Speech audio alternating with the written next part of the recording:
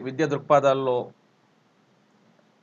NCERT national curriculum framework ఉందో, అందులో ఈరోజు కొన్ని ప్రశ్నలు మనం చర్చిద్దాం. సో, మొదటి ప్రశ్న వచ్చేసి ఎన్‌సీఈఆర్‌టీ 2005 ప్రకారం ప్రాథమిక తరగతుల్లో బోధనా పద్ధతులు ఏ విధంగా ఉండాలి? ఆప్షన్ 1 వచ్చేసి జ్ఞాపక శక్తి, లేకపోతే ఆప్షన్ 2 వచ్చి కంఠస్థ అభ్యాసన దిశగా ఉండాలా? లేకపోతే భాగస్వామ్య మరియు చర్చ ఆధారితంగా ఉండాలా? లేకపోతే ఉపన్యాస ప్రదర్శన పద్ధతి వలె ఉండాలా? సో, మళ్ళీ చెప్తున్నాను. ఏదైతే ఎన్‌సీఎఫ్ నేషనల్ కరిక్యులమ్ ఫ్రేమ్‌వర్క్ 2005 ప్రకారం ప్రాథమిక తరగతులలో బోధనా పద్ధతులు ఈ విధంగా ఉండాలి. అప్పుడు మనకు తెలియాల్సింది ఎన్‌సీఈఆర్‌టీ అంటే ఏంటి? ఇది జాతీయ పాఠ్య ప్రణాళిక చట్టం. ఇది ఎప్పుడు వచ్చిందంటే 2005లో వచ్చింది. సో, ఆల్రెడీ జాతీయ విద్యా విధానం ఉంది కదా! 1986 మళ్ళీ అనతి కాలంలోటి ఎందుకు తెచ్చారు? 2005 జాతీయ ప్రణాళిక చట్టం. జాతీయ ప్రణాళిక పాఠ్య ప్రణాళిక చట్టం వేరు, జాతీయ విధానం వేరు. అది మీరు గమనించాలి. ఎన్‌సీఎఫ్ అంటే నేషనల్ కరిక్యులమ్ ఫ్రేమ్‌వర్క్ 2005 జాతీయ పాఠ్య ప్రణాళిక చట్టం ఇది 2005. సో, పాఠ్యాంశాలు ఎలా ఉండాలి? అసలు విద్య ఎలా ఉండాలి? అనేది జాతీయ పాఠ్య ప్రణాళిక చట్టము తెలుపుతుంది. క్వెషన్‌లోకి వచ్చేద్దాం. ప్రాథమిక తరగతుల్లో బోధనా పద్ధతులు ఈ విధంగా ఉండాలి. ఇక్కడ ఆన్సర్ వచ్చేసి భాగస్వామ్య మరియు చర్చ ఆధారితంగా ఉండాలి. సో, కంఠస్థ అభ్యాసం దిశగా అనేది తీసివేసి దాన్ని దూరం చేసి పాఠ్యాంశం అనేది దగ్గరగా ఉండాలని చెప్పారు. ఏదైతే జాతీయ ప్రణాళిక చట్టం. ఇంతకుముందు కంఠస్థ అభ్యాసం అనేది ఉండేది. సో, ఆ యొక్క భావన తీసివేయాలని చెప్పింది జాతీయ ప్రణాళిక చట్టము. సో, ఆన్సర్ వచ్చేసి భాగస్వామ్య మరియు చర్చ ఆధారితంగా బోధనా పద్ధతులు ఉండాలని, ప్రాథమిక తరగతుల బోధనా పద్ధతులు ఉండాలని చెప్పింది ఎన్‌సీఈఆర్‌టీ 2005. ఇక ఎన్‌సీఈఆర్‌టీ 2005 ప్రకారము పాఠ్య పుస్తకము మరియు బోధనా ప్రాక్టీస్‌లో తప్పక ఉండవలసిన అంశం. ఆప్షన్ 1 విద్యార్థుల సామర్థ్యం పట్ల ఉపాధ్యాయుల వైఖరణ, లేకపోతే స్థానిక జ్ఞానం మరియు పిల్లల అనుభవాలా, లేకపోతే విద్యా కార్యక్రమాల్లో తల్లిదండ్రుల భాగస్వామ్యమా, లేకపోతే పాఠశాల పాలకవర్గం యొక్క అధికారయుత నిర్ణయమా? ఇక్కడ మీరు క్వెషన్ బాగా అర్థం చేసుకోవాలి. నేషనల్ కరిక్యులమ్ ఫ్రేమ్‌వర్క్ ఏదైతే ఉందో 2005 ప్రకారము పాఠ్య పుస్తకము మరియు బోధనా ప్రాక్టీస్‌లో తప్పక ఉండవలసిన అంశము. సో, ఆన్సర్ వచ్చేసి స్థానిక జ్ఞానం మరియు పిల్లల అనుభవాలు ఉండాలి. తప్పక ఉండవలసిన అంశం. ఇక మూడవ ప్రశ్న. ఎన్‌సీఈఆర్‌టీ 2005 ప్రకారం సాంఘిక శాస్త్ర విషయ భాగము దీనిపై దృష్టి పెట్టవలసిన అవసరం ఉన్నది. ఏదైతే ఎన్‌సీఈఆర్‌టీ 2005 ప్రకారము సాంఘిక శాస్త్ర విషయ భాగము దీనిపై దృష్టి పెట్టవలసి ఉన్నది.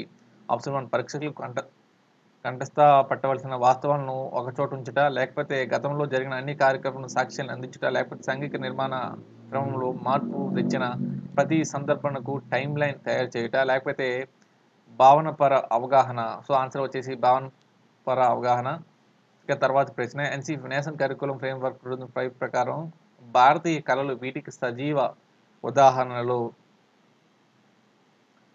సో, ఆన్సర్ వచ్చేసి భారతదేశ సమాజ ఏకత మరియు సాంస్కృతిక వైవిధ్యం. ఎందుకని ఫాస్ట్‌గా చెప్తున్నానంటే ఆంధ్రప్రదేశ్ వాళ్ళ కోసం మళ్ళీ నేను చెప్తాను ఫ్రెండ్స్. ఎందుకంటే చాలామంది మెసేజ్ చేస్తున్నారు. బ్రదర్ నాకు 17 డేస్ ఉంది డీఎస్ఏకి. మీరు కొద్దిగా త్వరగా క్లాస్ అనేది చెప్పండి క్విక్ రివిజన్‌గా అని చెప్తున్నారు. సో, వాళ్ళ కోసమని కొద్దిగా ఫాస్ట్‌గా చెప్తాను. సో, ఇంకా ఇన్ డెప్త్‌గా నేను మళ్ళీ వీడియో అప్లోడ్ చేస్తాను. ఆంధ్రప్రదేశ్ ఇంకా భవిష్యత్తులో మెగా డీఎస్ అనేది పెట్టబోతున్నారు ఆంధ్ర రాష్ట్ర ప్రభుత్వం. సో, దానికి సంబంధించి పూర్తి వివరాలు నేను చెప్తాను. క్లాస్ అనేది డీటెయిల్‌గా చెప్తాను. ఇక తర్వాత ప్రశ్న. పాఠశాల విద్య కోసం ఎన్‌సీఎఫ్ఎస్‌సి 2000 సమీక్షించుటకు ఏర్పాటు చేయబడిన జాతీయ ఫోకస్ గ్రూప్. ఆప్షన్ వచ్చి 21, ఆప్షన్ 25 వచ్చి 25, ఆప్షన్ 3 వచ్చి 31, లేకపోతే ఆప్షన్ 4 వచ్చి 23. సో, మళ్ళీ చెప్తున్నాను. పాఠశాల విద్య కోసం ఎన్‌సీఎఫ్ఎస్‌సి 2000 సమీక్షించుటకు ఏర్పాటు చేయబడిన జాతీయ ఫోకస్ గ్రూపు 21. ఆప్షన్ వచ్చేసి 21. ఇక పాఠశాల విద్య కోసం జాతీయ విద్యా ప్రణాళిక చట్టం 2000 NCFSE ఏదైతే ఉందో సమీక్షించేందుకు ఏర్పాటు చేయబడిన జాతీయ steering committee chairman. So steering committee chairman వచ్చేసి ప్రొఫెసర్ యశ్పాల్ కమిటీ అంటారు దీన్ని. సో NCPA 2005లోని ఈ అధ్యాయం ఉపాధ్యాయ విద్యా ప్రణాళిక పునరుద్ధరణ గురించి చర్చించినది. ఆప్షన్ 1 వచ్చేసి పాఠశాల మరియు తరగతి గది వాతావరణం. ఆప్షన్ 2 వచ్చేసి వ్యవస్థాగత సంస్కరణలు. ఆప్షన్ 3 వచ్చేసి అభ్యాసనం మరియు జ్ఞానం. ఆప్షన్ 4 వచ్చేసి పాఠ్య ప్రణాళిక మదింపు పాఠశాల స్థాయి. మళ్ళీ కొంచెం చదువుతున్నాను. NCPF 2005లోని ఈ అధ్యాయం ఉపాధ్యాయ విద్యా ప్రణాళిక పునరుద్ధరణ గురించి చర్చించినది. ఆప్షన్ 1 వచ్చి పాఠశాల మరియు తరగతి గది వాతావరణం, లేదా ఆప్షన్ 2 వచ్చేసి వ్యవస్థాగత సంస్కరణలు, లేకపోతే ఆప్షన్ 3 వచ్చేసి అభ్యాసనం మరియు జ్ఞానం, లేదా ఆప్షన్ 4 వచ్చేసి పాఠ్య ప్రణాళిక మదింపు పాఠశాల స్థాయి. సో కూడా ఆప్షన్ 2 వచ్చేసి రైట్ ఆన్సర్ వ్యవస్థాగత సంస్కరణలు.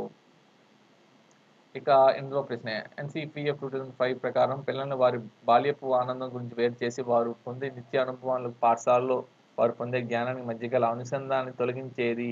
ఇక్కడ తొలగించేది ఉండేది వేరు, తొలగించేది వేరు. క్వశ్చన్ ఇది డెప్త్, ఎందుకంటే ఎగ్జామ్ పాయింట్ ఆఫ్ వ్యూలో మనం ఆలోచించాలి. సో అక్కడ క్వశ్చన్ అనేది క్లియర్గా చదివితే మీకు మార్క్స్ వస్తాయి, క్లియర్గా చదవకపోతే మనకి మార్క్స్ రావు. ఎందుకంటే 2005 ప్రకారము పిల్లలు వారి బాల్యపు ఆనందం గురించి వేరు చేసి వారు పొందే నిత్య అనుభవాలకు పాఠశాల వారు పొందే జ్ఞానానికి మధ్యగా అనుబంధాన్ని తెలిపేది వేరు, తొలగించేది వేరు.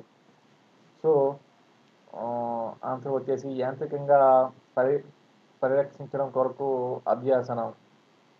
ఇక 9వ ప్రశ్న NCPA 2005 ప్రకారం క్రింది వాటిలో ఇది పాఠశాలలో విద్యార్థుల అభ్యాసనకు మాధ్యమంగా ఉండాలి.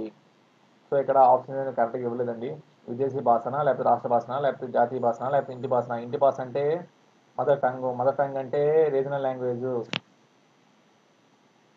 సో NCPA 2005 ప్రకారం కింది వాటిలో ఇది పాఠశాల విద్యార్థులకు అభ్యసన మాధ్యమంగా ఉండాలంటే అది మదర్ టంగ్, మాతృభాష అనేది మాధ్యమంగా ఉండాలని చెప్పారు. ఇక NCPA 2005లోని 4వ అధ్యాయం దీన్ని గురించి చర్చించినది. ఆప్షన్ 1 వ్యవస్థాగత సంస్కరణ, లేకపోతే ఆప్షన్ 2 వచ్చి పాఠశాల మరియు తరగతి గది వాతావరణం, లేకపోతే ఆప్షన్ 3 వచ్చి అభ్యసనం మరియు జ్ఞానమా, లేకపోతే పాఠ్య ప్రణాళిక మదింపున. సో ఆన్సర్ వచ్చేసి పాఠశాల మరియు తరగతి గది వాతావరణం. ఆప్షన్ 2 వచ్చేసి పాఠశాల మరియు తరగతి గది వాతావరణం. ఇక 11వ ప్రశ్న NCF 2005కు చైర్పర్సన్గా వ్యవహరించిన ప్రొఫెసర్ యశ్పాల్ దీనికి ముందు ఈ కార్యాలయానికి చైర్మన్గా వ్యవహరించారు. సో ఆప్షన్ వచ్చేసి యూజీసీనా, ఇక్కడ ఆప్షన్ రాంగ్ ఇచ్చారు. యూజీసీ ఆప్షన్ 1 వచ్చి యూజీసీనా, లేకపోతే ఆప్షన్ 2 వచ్చేసి క్యాబ్నా, లేకపోతే ఆప్షన్ 3 వచ్చేసి NIEPనా, లేకపోతే ఆప్షన్ 4 వచ్చేసి NCERTనా. సో ఆన్సర్ వచ్చేసి యూజీసీ యూనివర్సిటీ గ్రాంట్స్ కమిషన్కి ప్రొఫెసర్ యశ్పాల్ కమిటీ చైర్మన్గా ఉన్నారు. ఏదైతే NCF 2005 చైర్పర్సన్గా వ్యవహరించక ముందు యూజీసీకి ప్రొఫెసర్ యశ్పాల్ గారు చైర్మన్గా వ్యవహరించారు. ఇక 12వ ప్రశ్న భారం లేని విద్యా నివేదికలో లోతైన అంశాన్ని విస్తారంగా ప్రస్తావించే డాక్యుమెంట్ NEP 1986నా, లేకపోతే NCF నేషనల్ కరిక్యులం ఫ్రేమ్వర్క్ 2005నా, లేకపోతే NCFP 2009నా, లేకపోతే రైట్ ఎడ్యుకేషన్ యాక్ట్ 2009 ప్రకారమా. సో ఆన్సర్ వచ్చేసి NCF నేషనల్ కరిక్యులం ఫ్రేమ్వర్క్ 2005 అనేది భారం లేని విద్యా నివేదికలోని లోతైన అంశాన్ని విస్తరంగా ప్రస్తావించే డాక్యుమెంట్. ఇక NCF 2005కు సంబంధించి ఈ కింది వాటిలో ఒకటి సరైనది కాదు.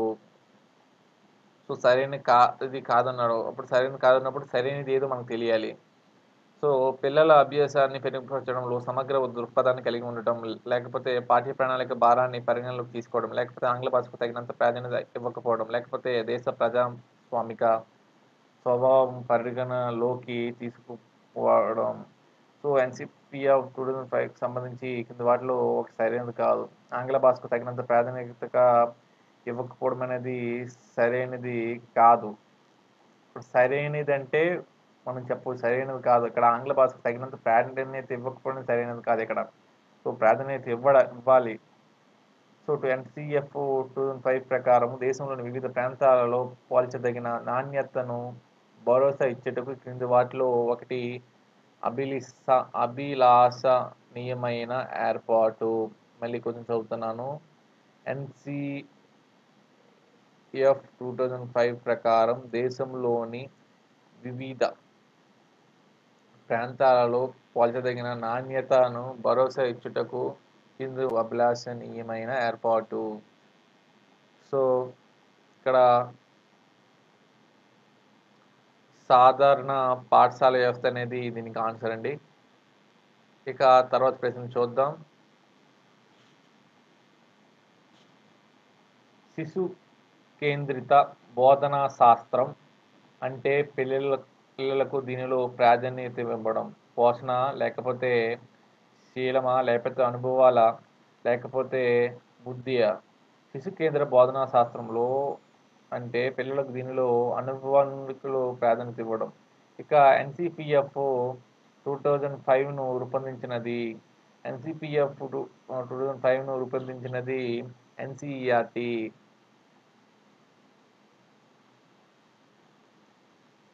ఎన్‌సీఈఆర్‌టీ అనేది దేశంలో ఉన్న పిల్లలకు విద్యపై సిలబస్ తయారు చేయడం ఇవన్నీ చేస్తుంది. విద్యపై తగు నిర్ణయాలు తీసుకునే అధికారం కూడా ఎన్‌సీఈఆర్‌టీ ఉంటది. ఈ ఎన్‌సీఈఆర్‌టీ, ఎన్‌సీటీఏకి సంబంధం ఉంది. సో, వీరు ఇద్దరు ఈ 2 సంస్థలు చర్చించుకొని విద్యపై నిర్ణయాలు తీసుకుంటారు. సో, ఎన్‌సీపీఎఫ్ 2005లో తెలిపిన బోధన అభ్యాసన విధానానికి ఆధారం. ఆప్షన్ 1 జ్ఞానాత్మక అభ్యాసన నియమాలా? లేకపోతే ఆప్షన్ 2 వచ్చి ప్రవర్తనాపరమైన అభ్యాసన నియమాలా? లేకపోతే గెస్పాల్ప్ అభ్యాస నియమాలా? లేకపోతే నిర్మాణాత్మక అభ్యాస నియమాలా? సో, ఎన్‌సీఎఫ్ 2005లో తెలిసిన బోధన అభ్యాస విధానానికి ఆధారము నిర్మాణాత్మక అభ్యాస నియమాలు. ఇక కింది వానిలో ఒక దానిని ఎన్‌సీఎఫ్ 2005 నొక్కి చెబుతున్నది. ఎన్‌సీపీఎఫ్ అనేది కరెక్ట్‌గా చెప్తుంది ఏంటి? ఆప్షన్ 1 సమాచార భావ ప్రసార సాంకేతిక పరిజ్ఞానాన్ని ప్రాథమిక స్థాయి నుండి విద్యార్థులకు తప్పనిసరి. లేకపోతే ఆప్షన్ 2 వచ్చి స్థానిక జ్ఞానానికి ప్రాధాన్యం ఉంటుంది. లేకపోతే ఆప్షన్ 3 వచ్చి ఆంగ్ల పరిజ్ఞానానికి అధిక ప్రాధాన్యత ఇవ్వాలి. లేకపోతే ప్రపంచీకరణ దృష్ట్యా స్థానిక జ్ఞానానికి విలువ లేదు. సో, ఆన్సర్ వచ్చేసి స్థానిక జ్ఞానానికి ప్రాధాన్యం ఉంటుంది. ఇక ఎన్‌సీఎఫ్ 2005 మార్గదర్శక సూత్రాలు లేనిది పరీక్షా విధానాన్ని సరళీకరించడం, లేకపోతే పాఠశాల జ్ఞానాన్ని బయటి జ్ఞానంతో అనుసంధానించాలి, లేకపోతే కంఠస్థ పద్ధతులను ప్రోత్సహించాలి, లేకపోతే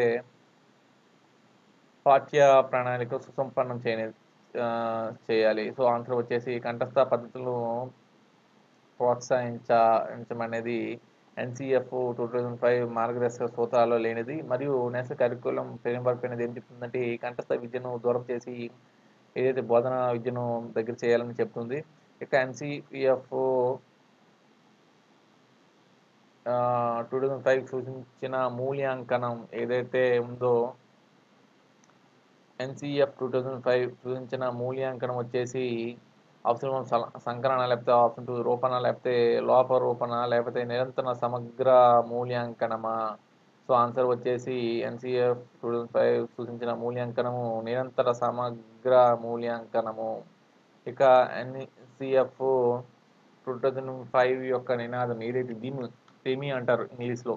సో, ఆన్సర్ వచ్చేసి learning without burden.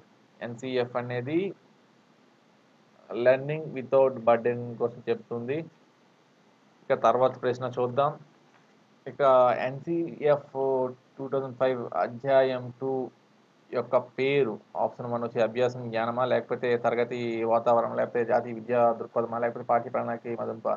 So, answer వచ్చేసి అభ్యాసనం జ్ఞానం అనేది అధ్యాయం 2లోని ఎన్‌సీఎఫ్ ఏదైతే నేషనల్ కరిక్యులమ్ ఫ్రేమ్‌వర్క్ 2005 చట్టం ఉందో అధ్యాయం 2కి పేరు. ఇక పరీక్షల గురించి ఎన్‌సీఎఫ్ 2005 సంబంధం కానిది. సో, ఆప్షన్ వచ్చేసి విషయాధారిత పరీక్షలు ఉండాలా? లేకపోతే స్వల్ప వ్యవధి పరీక్షలు ఉండాలా? లేకపోతే గుణాత్మక విద్యను అందించాలా? లేకపోతే ఒత్తిడిని తగ్గించి ఉత్తీర్ణతను పెంచే విధంగా పరీక్షలు ఉండాలా? సో ఆన్సర్ వచ్చేసి విషయాధారిత పరీక్షలు ఉండాలి.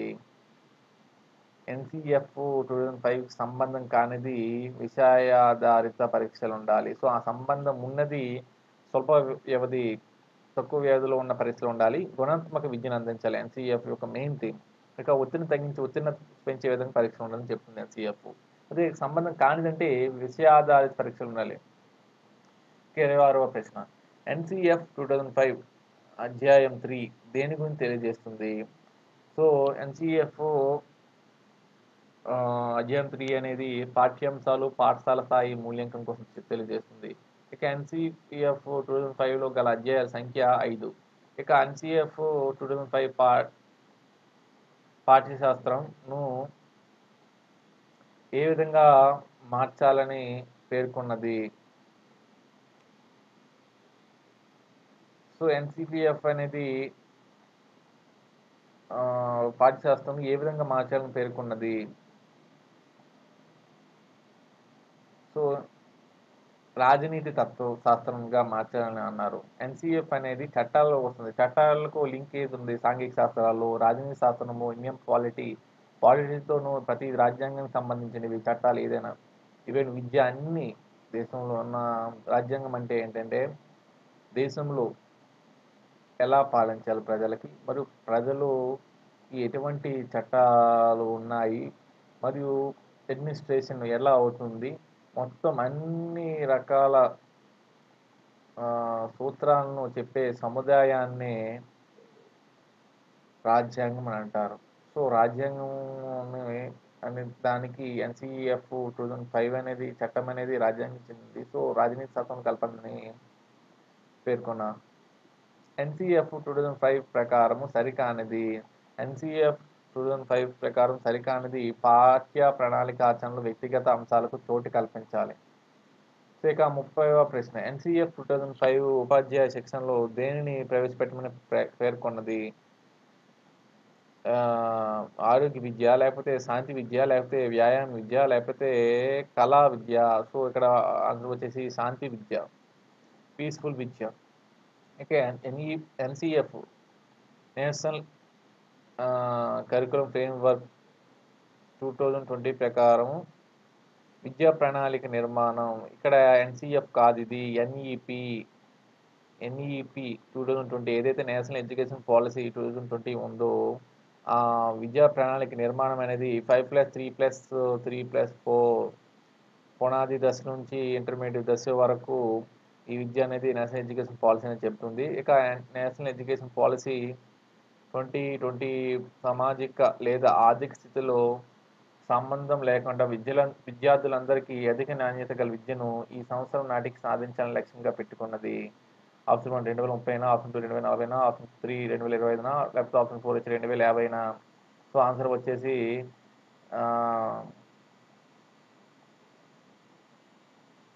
ఆప్షన్ సో ఆన్సర్ వచ్చేసి 2030. సో ఆన్సర్ వచ్చేసి 2030 సంవత్సరానికి సామాజిక లేదా ఆర్థిక స్థితిలో సంబంధం లేకుండా విద్యార్థులందరికీ అధిక నాణ్యత గల విద్యను ఈ 2030 నాటికి సాధించాలని లక్ష్యంగా పెట్టుకుంది నేషనల్ ఎడ్యుకేషన్ పాలసీ 2020.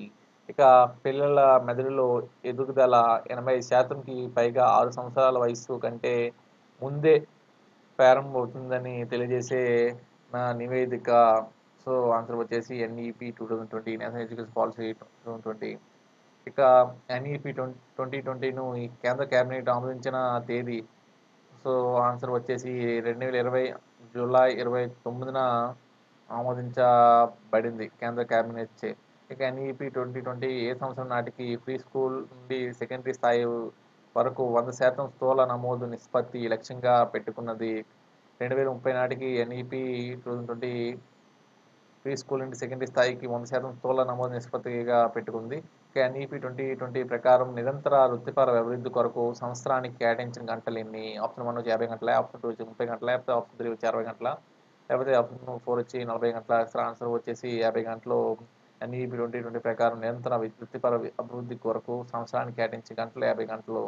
ఇక ఎన్ఈపి 2020 కమిషన్ చైర్పర్సన్ వచ్చేసి కస్తూరి రంగన్. కస్తూరి రంగన్ వెరీ ఇంపార్టెంట్ ఎన్ఈపి 2020 ఒక కమిటీ చైర్పర్సన్. ఇక మొదటి జాతీయ ఏదైతే జాతీయ విద్యా విధానం ఉందో 1964 కోటారి కమిషన్ ఏదైతే ఉందో మొదటి జాతీయ విద్యా విధానము అది 1948లో అమలుకు రావడం జరిగింది. ఈ జాతీయ విద్యా విధానము మొదటి యొక్క కమిషన్ యొక్క నియమితులు వచ్చేసి ఉంటే కొఠారి కమిషన్. ఇక ఎన్ఈపి 2020 ఏ సంవత్సరం నాటికి ఉన్నత విద్యలో స్థూల నమోదు నిష్పత్తి 50% చేర్చాలి? ఆప్షన్ 1 వచ్చి 2025, ఆప్షన్ 2 వచ్చి 2030, ఆప్షన్ 3 వచ్చి 2035, లేకపోతే 2040. సో ఆన్సర్ వచ్చేసి 2035 వచ్చేటప్పటికి ఉన్నత విద్యలో స్థూల నమోదు నిష్పత్తి 50%కి చేర్చాలి.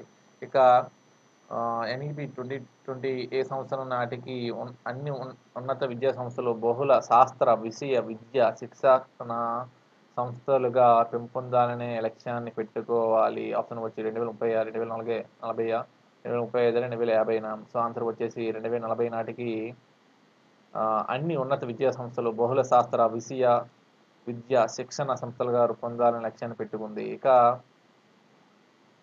ఎన్ఈపి 2020 ప్రకారం ఏ సంవత్సరం నాటికి 3 నుంచి 6 సంవత్సరాల మధ్య పిల్లలందరికీ నాణ్యమైన ప్రారంభ బాల్యను విద్యను ఇవ్వాలి?